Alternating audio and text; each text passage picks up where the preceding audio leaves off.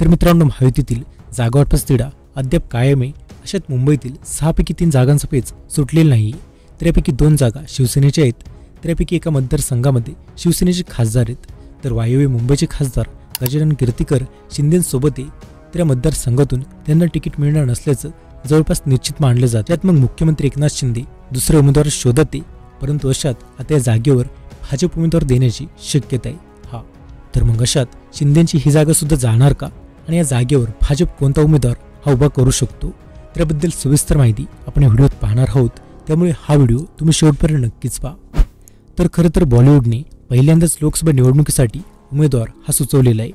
खरं तर the Indian motion pictures producers association आणि Indian film and television directors association या 2 संघटनांनी भाजपचे वरिष्ठ नेते आणि उपमुख्यमंत्री देवेंद्र फडणवीस यांच्याकडे निर्माते अशोक पंडित यांना उमेदवार देण्याचा आग्रह धरलेला आहे.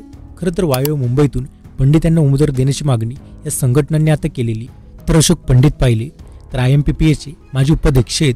तर ते बॉलिवूडमध्ये बऱ्याच वर्षांपासून ॲक्टिव्ह आहेत. ज्यात काश्मीरी पंडितांसाठी समरणार्थ त्यांनी अनेकदा भूमिका सुद्धा घेतलेली. तर काश्मीरमध्ये दहशतवाद्यांच्या रडारवर असलेल्या काश्मीरी पंडितांसाठी अशोक पंडितांनी सातत्यानेच आवाज उठवलेला आहे. तर 2 संघटनांच्या मागणीनंतर federation of western cine employees असोसिएशनने सुद्धा निर्माते अशोक पंडित यांच्या नावाचा आग्रह हा धरलेला आहे. तर मग अशात वायव्य मुंबईमधून या आधी पाहिले तर अभिनेते सुनील दत्त काँग्रेसच्या तिकिटावर निवडून आलेले आहेत. ज्यात 1984 ते 1996 आणि 1999 ते 2005 अशा 18 वर्षे दत्त यांनी मतदारसंघाचे प्रतिनिधित्व हे लोकसभेत केलेले.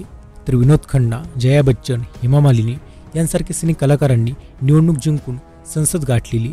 परंतु संपूर्ण इंडस्ट्री एका व्यक्तीच्या मागे उभे राहिल्याची आणि त्यांचं नाव लोकसभेसाठी सुचवल्याची ही पहिलीच वेळ, ज्यात भाजपने पंडित यांना तिकीट द्यावं यासाठी बॉलिवूडमधील अनेक कलाकारांनी सुद्धा पक्षाच्या नेतृत्वांशी संपर्क साधल्याची माहिती समोर येते.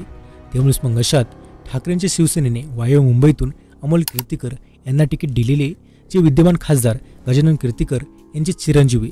परंतु अशात कीर्तिकरांना यंदा निवडणूक लढवण्यास इंटरेस्ट नाहीये, ज्या शिंदेंना अद्याप ते उमेदवार हा त्यामुळे सापडलेला नाहीये. पण अशात मग भाजपतून उमेदवार देण्यास उत्सुक आहे, पण त्यांना सुद्धा चांगला चेहरा हा सापडलेला नाहीये.